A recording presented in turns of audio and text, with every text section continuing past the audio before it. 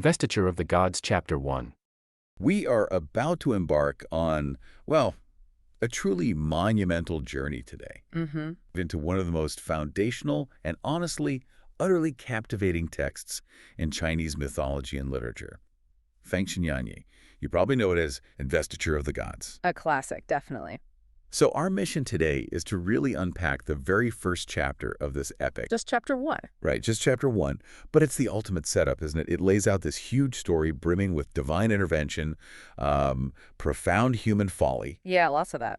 and the dramatic downfall of a powerful dynasty, the Shang, paving the way for the rise of the Zhou. We'll be trying to understand the pivotal characters, the historical backdrop, and the rich mythological context that really kicks off this sprawling narrative. It's a lot to cover, even in one chapter. It is. And here's the hook for you. Yeah. We're going to see how one king's, fatal flaw didn't just mess up his own kingdom. No, it went way beyond that. Exactly. It ignited this chain of cosmic events that pulled in gods, immortals, countless human heroes. It's a tale that perfectly illustrates that whole concept of the mandate of heaven. How it can be gamed. And tragically lost. Indeed. And the source's opening poem, it immediately casts this incredibly vast net, taking us on a rapid journey through the primordial past. Yeah. It begins with Kontli, Pongu first dividing the chaos. Right, the creation myth. A single monumental act that establishes the very fabric of the cosmos. From there, the narrative just sweeps through these legendary figures who, fundamentally shaped early Chinese civilization. Like, who are we talking about here? Well, there's Yu Chao, who taught people how to build nests for shelter. Then Sudren, discovering fire transformative power right there. Okay. Tuya, credited with creating the trigrams, laying the foundation for divination, understanding the cosmos. Shanong, the divine farmer, tasting all the herbs. Oh, the medicine guy. Sort of, yeah, benefiting human health. And Huangdi, the Yellow Emperor, who brought order, rituals, marriage. This long lineage connects directly to the foundation of Chinese society, eventually leading to figures like King Yu, who tamed the floods. And then the first dynasties. Exactly. It all flows from that. So what's truly profound about this ancient lineage is how it immediately establishes the absolute cosmic stakes of the story. It's telling us this isn't just a human war we're reading about. No, not at all. It's part of this grand, divinely ordained narrative. How civilization itself was forged, how its order must be maintained. It really sets the stage, doesn't it? Absolutely. And from that grand, almost cosmic sweep, the narrative then zeroes in on the very human, yet still divinely connected, founder of the Shang dynasty, Cheng Tang. Okay, Cheng Tang. He wasn't just any ruler. He carried that ancient virtuous lineage, a descendant of Huangdi. And his birth story itself is steeped in the mystical. Oh, tell me more. His mother, Jian Dai, is said to have swallowed a mysterious bird's egg, which led to the birth of his ancestor Qi. Wow, okay. So this mystical origin, it's not just a fun detail. It immediately sets him apart, signaling, a profound destiny, a connection to the divine. That auspicious beginning. Yeah. It immediately creates such a powerful contrast with the later rulers we're going to meet, doesn't it? Oh, absolutely. It's almost like a narrative precondition for the downfall that comes later. Precisely. Yeah. Cheng King's character was defined by his unwavering virtue and this deep respect for wisdom. He heard about the great sage Yi Yin, Yeah, right. who was living humbly, just as a farmer, but possessed this profound understanding of ancient sagely rule. Cheng King sent emissaries not once, not twice. 3 times. 3 times. To invite him to serve. That shows immense respect, a clear desire for wise counsel. This humility, seeking out true wisdom, that was really a hallmark of his reign. Okay. And this next anecdote, it perfectly illustrates Cheng Tang's profound compassion. It became like a cornerstone of his legendary status. Let's hear. He once saw a hunter who had set nets on all 4 sides, right? And the hunter was praying, "May everything that falls from the sky, comes from the earth, or arrives from the 4 directions, fall into my net." Basically, catch everything. Greedy. Very. But Cheng Tang, in this act of profound empathy and wisdom, he removed 3 sides of the net, left only 1. Just one side. Just 1. And he changed the prayer to something far more merciful. Those who wish to go left, go left. Those who wish to go right, go right. Those who wish to go high, go high. Those who wish to go low, go low. Only those who defy fate enter my net. Wow. That anecdote about the hunter's net, it's remarkably poignant.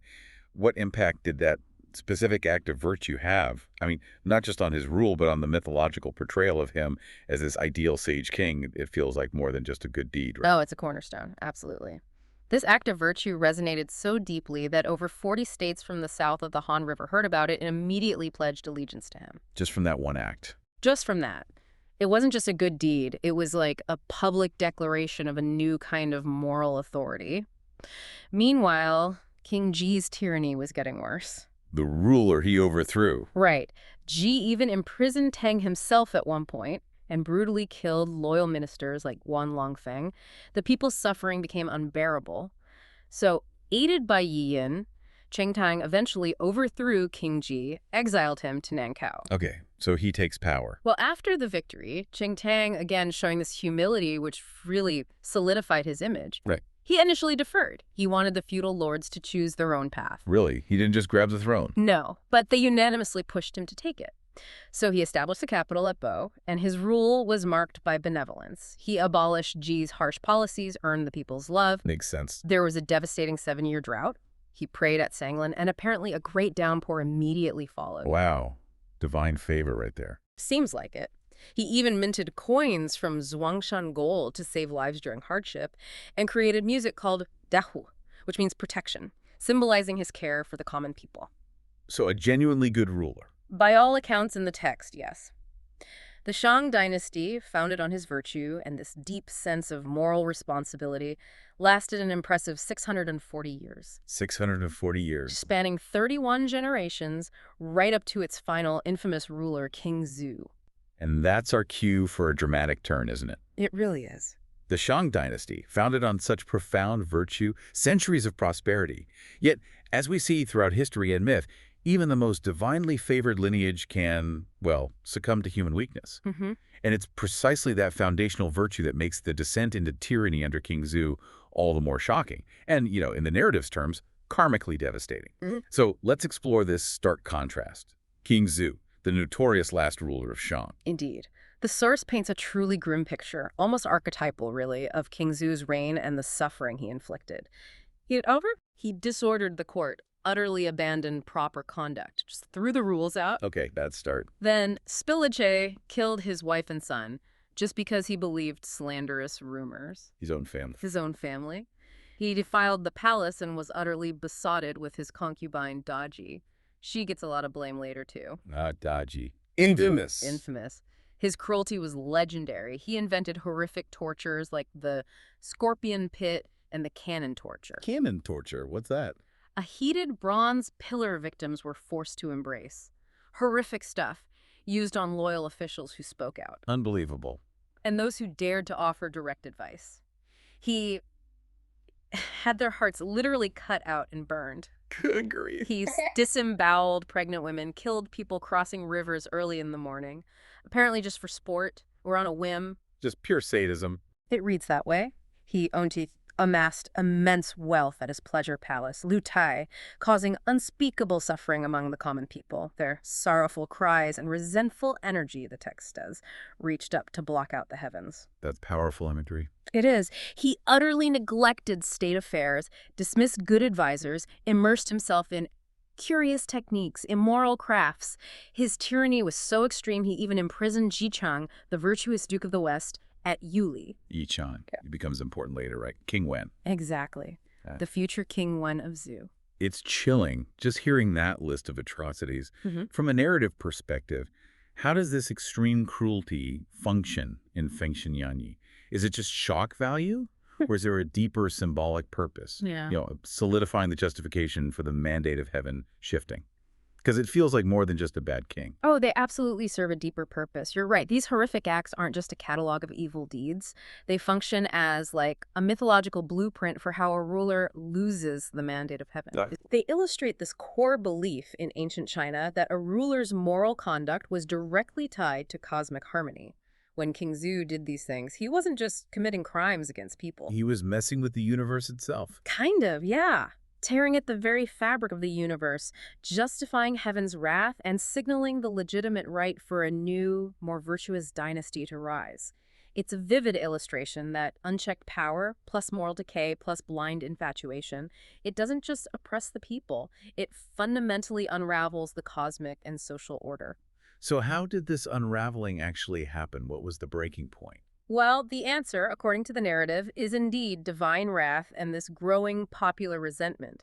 So heaven was enraged and brought down poisonous calamities. Actual plagues and stuff. The text implies it, yes, and the world was in chaos. The common people were filled with resentment. It was at this critical point that Jiang Ziya enters the scene. Ah, Jiangxia, the wise old fisherman. Exactly. He's described as an immortal among men whose destiny was to bring about this monumental change. The source says he fished daily, patiently waiting for his destined ruler to appear. Fishing for a king, basically. Literally. But it's also this profound metaphor, isn't it? Waiting for the right moment and the right leader. It speaks to this idea of destiny, divine timing, suggesting that even a sage like him can't force the mandate of heaven. He has to align with its will. That's a crucial point, the alignment with destiny. And Jiang Ziya certainly made quite an entrance, didn't he? Appearing in King Wen of Zhu's dream. As a San, A flying bear, which was interpreted as a sign of a great catch, signifying a sage who would aid him. It's almost as if the heavens themselves were setting up this meeting. Exactly. The orchestration feels very deliberate in the story. King Wen, Ji Chang that is, he began the campaign against Shang, but it was actually his son, King Wu, who completed the really arduous task. Yeah, King Wen laid the groundwork. He did. The decisive moment came at the Battle of Miya. On a specific day, the dawn of the Jiazi Day, King Wu's forces met King Zhu's massive army. But crucially, the Shang army They turned on him. turned their spears around, turned back, abandoned King Zhu in droves. His own army deserted him on the battlefield. Wow, that must have been devastating for Zhu. Utterly. The battle itself was swift, brutal. The source describes blood flowing so much it floated pestles, Gruesome detail. and fat like gushing springs. It indicates the sheer scale of the carnage, but also the decisive nature of the rebellion. It was over quickly. And with that swift, decisive victory, the mandate of heaven shifted completely, secured the Zhou dynasty's reign, which, as you said, went on for, what was it? An astounding 800 years. 800 years. And this mandate of heaven, it's not just a simple divine right to rule, is it? It's more complex. Much more. It's dynamic, a conditional contract, really. Heaven grants authority to a virtuous ruler to govern for the welfare of the people. Right, it's about the people. Exactly. When a ruler like King Zhu becomes tyrannical, neglects the people, heaven revokes its mandate. That signals the legitimate right for a new, more virtuous dynasty to rise. It's a fundamental principle of governance in Chinese thought, and this story illustrates it perfectly. Beautifully put. Couldn't agree more. And it all culminates really in the very title of the epic itself. After the war, the Skuria, the Investiture of the Gods altar, was erected. The Feng Shin Tan. Yes, where the names of the fallen warriors and immortals, both those who supported Shang and those who supported Zhu, were listed. So both sides got something. In a way, yes. It was here they were assigned their divine ranks and roles in the celestial bureaucracy, formally integrating the human drama of dynastic change directly into the celestial order, ensuring cosmic balance was restored. That ties it all together perfectly. The whole legend really centers on this figure, King Zhu. Who was King Zhu, or Shou Wang as the source calls him, before all this chaos started? Well, the text tells us right at the beginning he's the third son of Emperor Yu. The third son. So not the obvious heir then. Not at all. And what's fascinating, what sort of sets him apart early on, is this incredible feat of strength. Oh, yeah. What did he do? So they're in the Imperial Garden, apparently, and a beam in this pavilion, the Flying Cloud Pavilion, it collapses. And Shou Wang, he just steps in, holds up the collapsing beam, and swaps in a pillar. The source calls it Yi Anya. Wow. Seriously. Yeah. He just held it up. Yeah, demonstrating this immense, almost unbelievable strength, and that feat, that quick thinking and power is what gets Prime Minister Shang Rong and others to say, okay, this guy should be crown prince. Even though he was the youngest. Exactly. It was seen as a sign of, real capability. So he wasn't just born into it, in a way. He kind of earned it. So, okay, his father reigns for 30 years, then he ascends. And he's got Grand Tutor Wenzong entrusting him with the kingdom. Yep. Sounds like a solid start. It really does. The source paints a picture of a very strong administration. You've got Wenzong, the civil minister, who's able to secure the nation, right? Right, secure the nation. And then the military side, General Huang Feihu, he's like able to stabilize the country. These phrases really suggest, total competence at the top. So, strong leadership, civil and military. What about his personal life? Also seemingly perfect. 3 virtuous queens, Empress Jiang, Consort Huang, Consort Yang, described as virtuous, serene, gentle, and wise. So everything's looking good. For the first 7 years, absolutely. It's described as a time of immense prosperity. Enjoyed peace, people prosperous, good weather, and national stability. Like the perfect reign. A real golden age. Totally. All the surrounding tribes, the 800 feudal lords, they all pledge allegiance. You've got this structure with the 4 great marquis, east, south, west, north, each leading 200 lesser lords. It's stable, unified. Sounds almost too good to be true, especially in an epic story. There has to be a turning point. And there is. Year 7 of his reign. The first crack appears, What happened? a rebellion. 72 feudal lords up in Beihai, led by this guy, Yuan Futong. 72. That's not insignificant. No. And crucially, who gets sent to deal with it? Grand Tutor Wenzong. So one of those key pillars, the one able to secure the nation. He's gone. He's away from the capital, dealing with this rebellion. And it's into that sort of temporary power vacuum, or at least absence of strong counsel, that this next event happens. Okay, the stage is set. What's the event? It seems pretty routine, actually. Morning court. Prime Minister Shang Rong steps forward. He says, "Hey, Your Majesty, tomorrow's the 15th of the 3rd month. Okay. It's the birthday of the goddess Nuwa. You should probably go to her palace, offer some incense. Yeah. Pay respects." A standard royal duty, sounds like. How does the king react? Well, initially, he's a bit dismissive. He asks, what merit does Nuwa possess that I, the Lord of 10,000 chariots, should humble myself to go offer incense? Bit arrogant, maybe. Questioning a goddess. Definitely a hint of that. But Shang Rong explains her massive importance, calls her an ancient goddess of sacred virtue. And he recounts the huge story how she mended the sky with 5 colored stones after Gong Gong smashed into the mountain, causing catastrophe. Yeah. The sky tilted, the earth sank. Wow. So literally save the world. Pretty much. Shang Rong stresses that worshiping her ensures everything good. Harmony, long reign, good weather, no disasters. Basic cosmic maintenance, really. Okay, that seems like a good reason. Does the king agree then? Yeah, faced with that explanation, he agrees to go. But something tells me this trip isn't going to go smoothly. You got it. The source itself gives this really ominous warning right here. It says something like, if King Zhou hadn't gone, it would have been fine. Oh, wow. But because he offered incense, chaos spread, people lost their livelihoods. And then that metaphor. Which one? It's like casting a hook and line into the river from which disputes arise. Basically saying this trip is the cause of everything bad that follows. Chilling. So, despite the warning signs in the text, the procession goes ahead. Oh, yeah, and it's grand. He leaves Choj with 3,000 cavalry, 800 imperial guards. Huang Feihu protecting him, all the officials there. The whole court. A whole court. And the ordinary people. They're lining the streets, celebrating, burning incense, totally unaware this is the beginning of the end. On the surface, it's all pomp and piety. Okay, so they arrive at Nuwa Palace. He does the initial rituals, pays respect. Then what? Then he starts looking around, noticing the decorations. The source describes it vividly, gorgeously decorated in 5 colors and gold, jade figures, this image of a half moon, 10,000 pairs of colorful phoenixes. Really impressive, meant to inspire reverence. Sounds beautiful.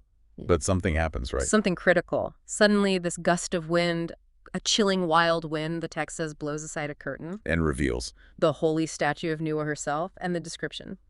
Beautiful, radiant, nationally captivating, lifelike, like a goddess descended or Chan from the moon palace. so stunningly beautiful. Yeah, absolutely. And the text throws in another proverb here. When a nation thrives, auspicious signs appear. When it perishes, calamities arise. Like, this is a moment of fate. And King Zhou sees this unbelievably beautiful statue. And his reaction is immediate and disastrous. His soul was captivated, and lust suddenly arose. That's the exact phrasing. Lust.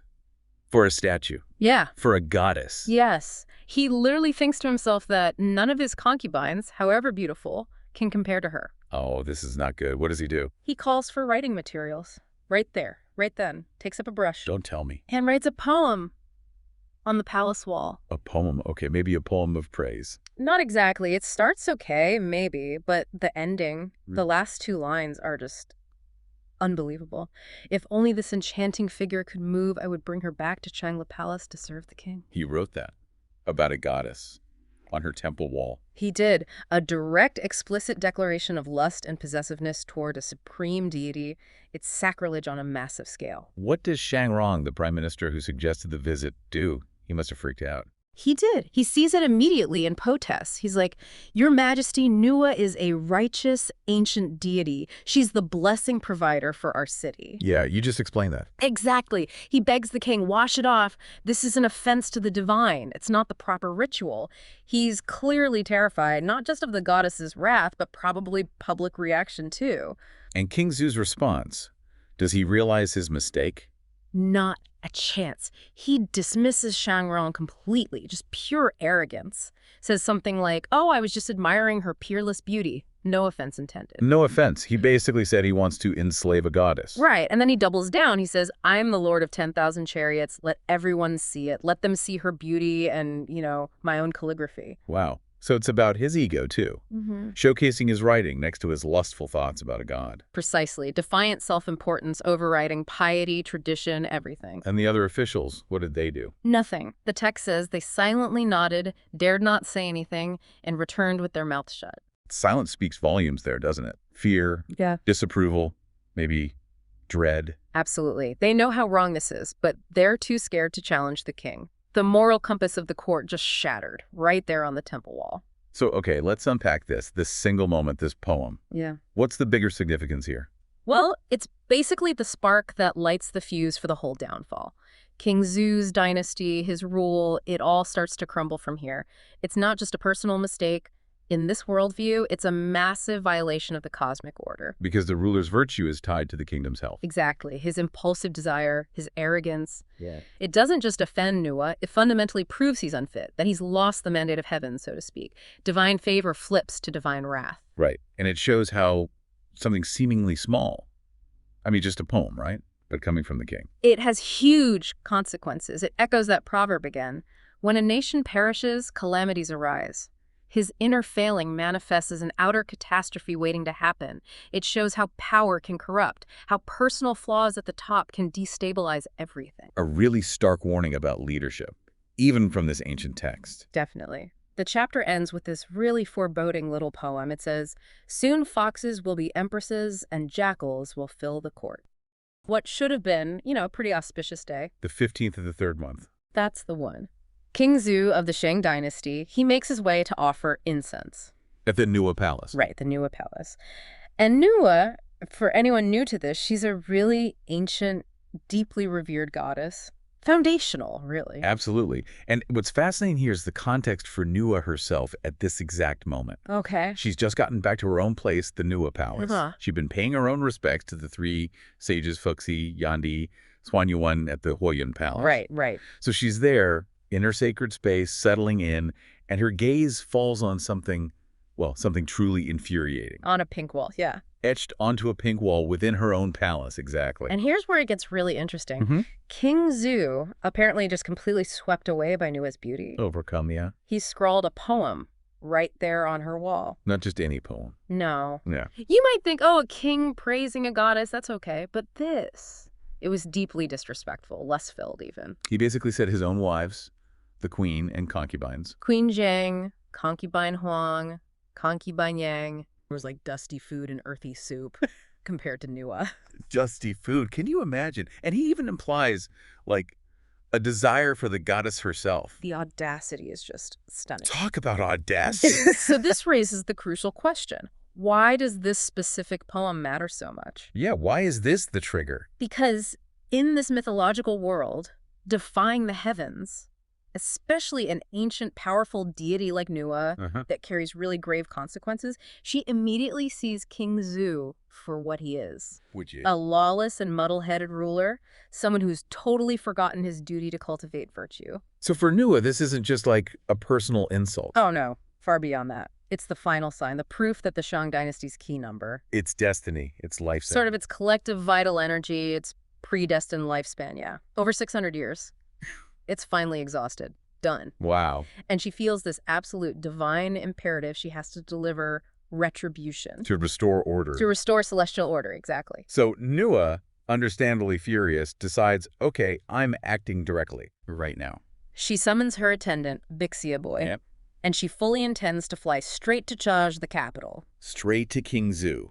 Deal with him personally. Ready to bring the hammer down. But then, something stops her. Mhm. Something significant. What happens? As she's about to take off, two beams of this brilliant red light shoot up.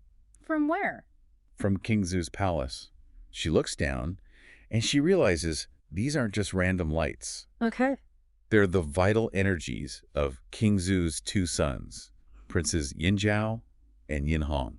Ah, the sons. And this detail is important, you said. Absolutely crucial, because these two princes, they themselves are destined to become important deities later on. Which ones? The valuing year deity and the five grains god, respectively. Huh. That's fascinating. So even in her, righteous fury, Mm, she's constrained by this bigger celestial plan. exactly. There's a preordained timeline. Yeah. It tells us that divine will, even from someone as powerful as Nuwa, it operates within this larger cosmic framework. Hmm. She quickly understands King Zhou still has some time left, How much? a remaining key luck, sort of his personal destiny or fortune of 28 years. 28 years, even after that poem. Even after that. Yeah. So despite his massive offense, she can't act rashly. Not directly against him, not yet. Because of celestial timing. Celestial timing. It's a powerful example, really, of how divine will and this predetermined destiny are intertwined. It's like a flow of karma. So she has to adapt. She returns to her palace, unhappy, sure, but adaptable. She recognizes she needs a different strategy. And so, still determined to end the dynasty. Oh yeah, the goal hasn't changed. She pivots. What's the new plan? She summons another attendant, Kayun Child this time, Okay. and retrieves this golden gourd from her rear palace. A golden gourd? Yep, places it on the steps, takes off the lid, Well, points her finger, and what happens next is just spectacular, pure divine power. what happens? A blinding white light shoots out, described as large as a rafter, Whoa. and 4 to 5 zang tall, which is what, roughly 40 to 50 feet? Huge. Massive. And from this light unfurls this incredible monster summoning banner, Monster summoning banner. radiating 5 colors, auspicious light, and then bam! Within moments, winds howl, mist gathers, and literally all the demons under heaven arrive, just appear, waiting for her command. Wow. That's quite a display. It's not just summoning, it's a terrifying show of her absolute power over the supernatural. So she has this, army of demons ready to go. An entire army at her beck and call. But then she sends most of them away She dismisses the multitudes, keeps just 3 specific ones. from the Swan Yun tomb. Exactly. A 1,000-year-old fox spirit, a 9-headed pheasant spirit, and a jade pipa spirit. Why those 3? What's so special about them? This is where the plan gets really clever. Yeah. Strategic, and, frankly, pretty insidious. Oh, so. She gives these 3 a secret decree. She tells them again. Shang dynasty's fate. Mm-hmm. Sealed. And the Western Zhou dynasty, with its good ruler, King Wu, is destined to rise. Okay, standard mandate of heaven stuff. Right. But her instruction to these demons is very specific. They have to disguise their demonic forms, Okay. enter the palace, and crucially, corrupt King Zhu's heart. Corrupt his heart, not kill him. Not kill him. Their ultimate mission is to assist King Wu in his conquest of King Zhou, but only when the time is right. Yeah. And here's the big condition she adds. What is it? They cannot harm living beings. Whoa! That's the kicker. No harming living being. Not directly, no. So how are they supposed to bring down a kingdom without violence? That seems impossible. Exactly. And what does this no harm rule mean for their own reward, their positive fruition, if they're basically agents of chaos? Yeah. It forces them into this much more psychological, insidious kind of corruption. So it's not about swords and battles. Not yet, anyway. It's about corroding his moral fiber from the inside, twisting his judgment, pushing him towards self-destruction. It shows that fate doesn't always need a big, dramatic event. Sometimes a whisper is enough. Sometimes all it needs is a whisper, a suggestion that corrupts the heart. Masterful in a dark way. And what about their reward, their positive fruition? Well, they're essentially being given a chance to gain merit, to achieve a better outcome for themselves by helping this divinely ordained transition of power. But only if they stick to this very specific, nonviolent method. Manipulation, not murder. So the three demons, they agree. They agree. Transform into clear wind, and poof, they're gone. And the story itself makes it clear, right? Oh, explicitly. It says, the fox spirit listens to the decree and applies demonic art, ending Qing Tang's 600 years.